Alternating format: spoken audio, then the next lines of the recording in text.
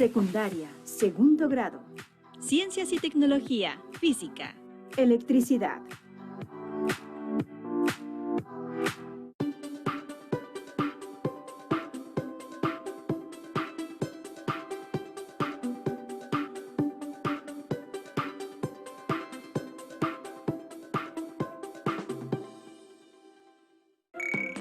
Estudiantes de segundo grado de secundaria, bienvenidas y bienvenidos a nuestra sesión Aprende en Casa.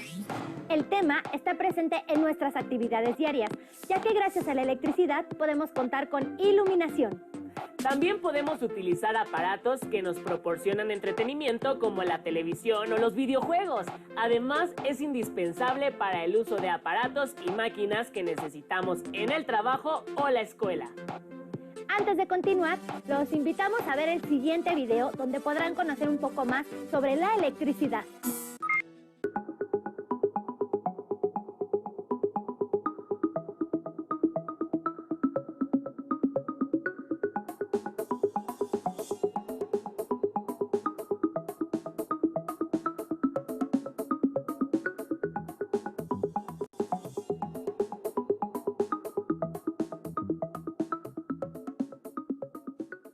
Cuando en una localidad se interrumpe el suministro de electricidad, se detiene el funcionamiento de todos los aparatos eléctricos.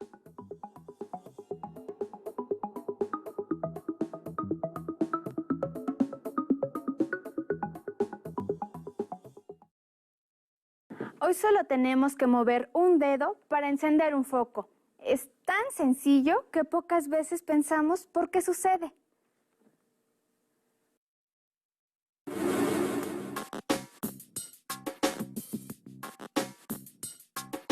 Ya a mediados del siglo XVIII se advirtió que la carga eléctrica se podía trasladar de un sitio a otro. A este movimiento de la carga se le conoce como corriente eléctrica. Pero, ¿cómo es este flujo?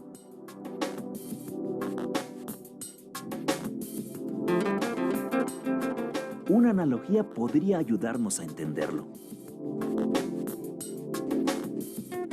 ¿En qué se parecen un río y un cable con corriente eléctrica? Así como el agua fluye por el canal, la carga eléctrica lo hace por el cable. La carga que fluye por un conductor consiste en electrones desplazándose a través de este. Ahora investiguemos si algunos materiales pueden conducir la carga eléctrica mejor que otros.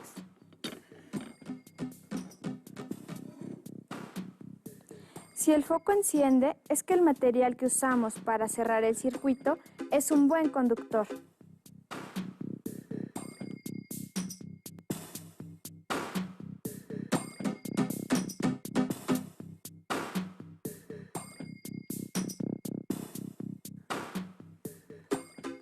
Si no lo hace, el material es un aislante y no permite el flujo de electrones.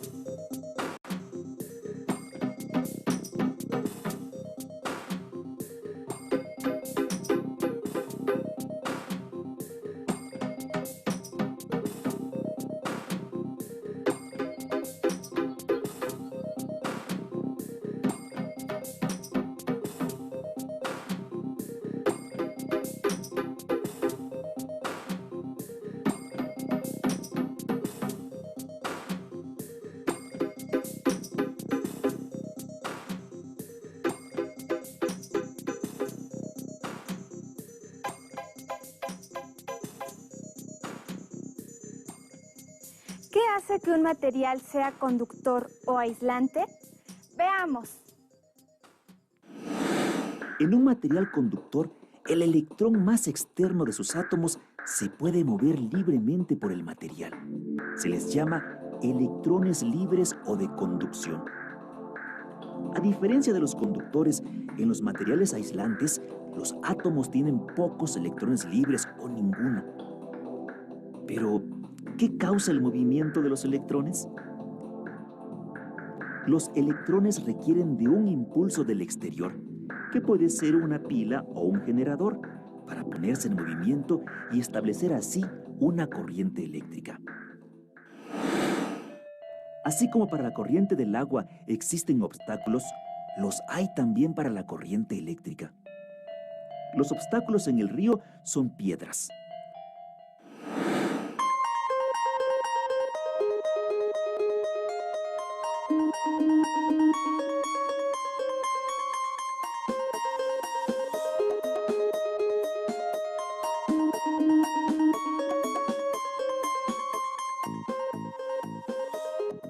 Para la corriente eléctrica son los átomos fijos del material.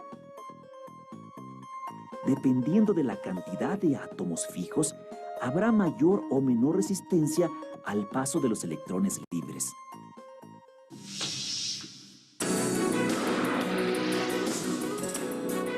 ¿Sabías que entre los conductores y los aislantes hay una variedad de materiales con propiedades intermedias? Así es, los materiales semiconductores se comportan normalmente como malos conductores, pero si se contaminan con átomos de un material conductor, tal como un metal, se manifiestan efectos muy curiosos. Por ejemplo, dejan pasar la corriente eléctrica en un sentido y la bloquean en sentido contrario. Los semiconductores se utilizan para controlar con mucha precisión el flujo de la corriente, como en los circuitos de las computadoras y las calculadoras. Imagina que estas canicas son electrones.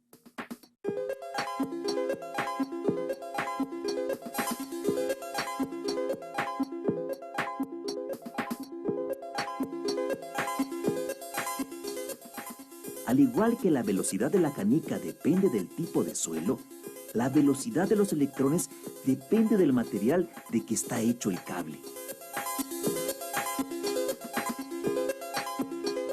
Pero, ¿qué fuerza consigue mantener a los electrones fluyendo por terrenos tan escabrosos?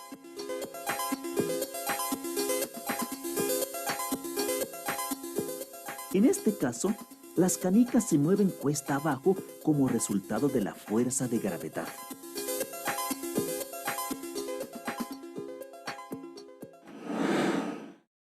En el caso de los electrones, la fuerza necesaria para impulsarlos está provista, por ejemplo, por una pila voltaica. Esa fuente de energía también puede ser un generador, tal como el de las plantas eléctricas. Muchos de los grandes descubrimientos relacionados con la electricidad se produjeron durante los siglos XVIII y XIX. Alessandro Volta medía la intensidad de la corriente eléctrica por medio del tacto. Este científico inventó la batería eléctrica, conocida como pila voltaica, en su honor.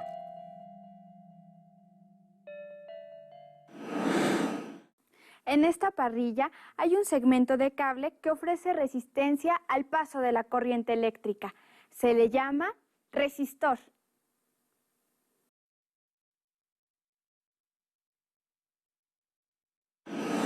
Cada vez que un electrón de conducción choca con un átomo, le cede energía cinética. A causa de innumerables choques como este, todos los átomos del sólido aumentan su energía de vibración y, en consecuencia, el material aumenta de temperatura. Efectivamente, el resistor se calienta. De la misma manera que el agua, al transferir energía cinética a las aspas del molino, se frena. Para que un foco se encienda, es necesario pasar corriente eléctrica por un filamento con la resistencia adecuada.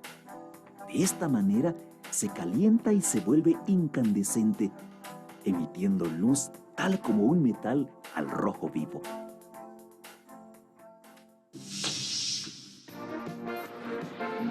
Ya vimos qué es la corriente eléctrica y que hay materiales conductores y aislantes, así como la resistencia que ofrece. ¿Podrías armar un circuito eléctrico para encender un foco con estos materiales? ¿Qué materiales usarías para ofrecer mayor o menor resistencia? ¿Cómo la ves? Hoy en día, muchos procesos dependen de la energía eléctrica. Si no hubiera electricidad, ¿qué aparatos en tu casa dejarían de funcionar? ¿Cómo serían tus clases en telesecundaria? Los beneficios de la corriente eléctrica son tantos que se hacen enormes esfuerzos por llevarla a los lugares a donde falta. Por eso, quienes contamos con este servicio, no debemos olvidar la importancia de ahorrar energía eléctrica.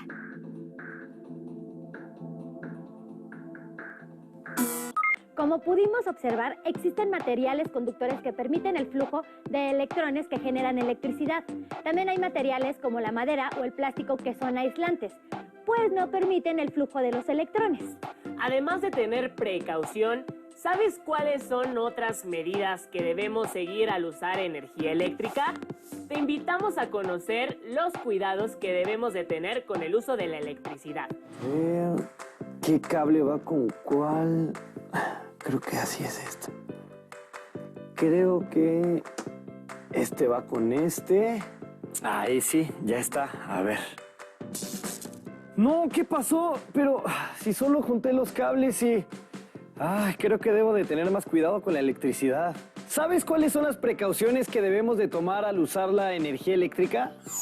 Si bien la electricidad es necesaria, debemos tener cuidado al usarla, ya que puede provocar incendios o descargas eléctricas, es decir, el paso de la corriente por el cuerpo humano y que dependiendo de su intensidad, duración y trayectoria, puede llegar a ser muy peligroso. Para evitar riesgos por el uso de la electricidad, debemos de seguir normas de seguridad. Por ejemplo, Evitar manipular aparatos eléctricos con las manos mojadas, dado que el agua es conductora de electricidad. Utilizar guantes dieléctricos creados con materiales aislantes como goma o látex, pues estos impiden la conducción de electricidad. Procurar que toda instalación eléctrica cuente con mecanismos de protección como tomas de tierra, interruptores y fusibles. Colocar los aparatos y contactos de electricidad lejos de las tomas de gas y agua. Desconectar de la corriente eléctrica cualquier aparato que deba ser revisado. Verificar que los cables eléctricos estén cubiertos de goma o plástico. Evitar conectar varios aparatos eléctricos en un solo contacto. Y colocar tapas protectoras en los contactos eléctricos cuando haya niños pequeños en casa. ¿qué debemos hacer en caso de un accidente eléctrico?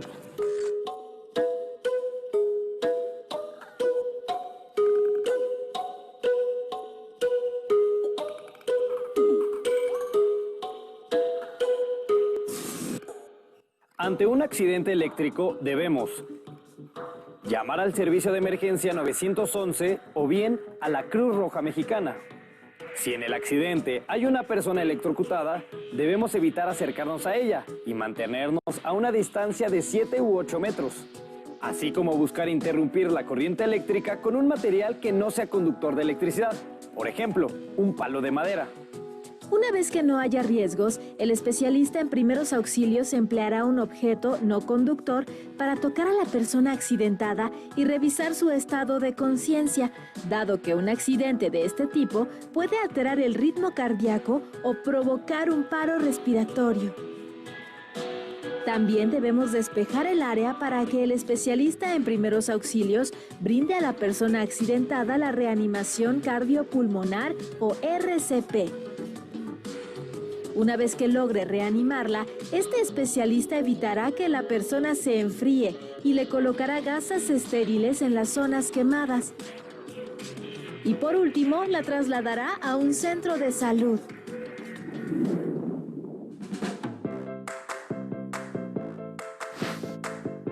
Ahora sé que para arreglar mi ventilador, lo mejor es buscar a un experto antes de poner en riesgo mi salud o provocar un accidente. ¿Y tú qué otras medidas de prevención conoces? ¿O cómo puedes actuar ante un accidente eléctrico? El aprovechamiento de la electricidad facilita nuestras actividades, pero en su manejo debemos seguir las medidas de seguridad indicadas para evitar accidentes. Hemos llegado al final, pero recuerden que pronto tenemos una nueva cita en Aprende en Casa, donde podrán avanzar en el aprendizaje y asimilación de los temas que componen el plan de estudios. ¡Hasta pronto! ¡Hasta pronto!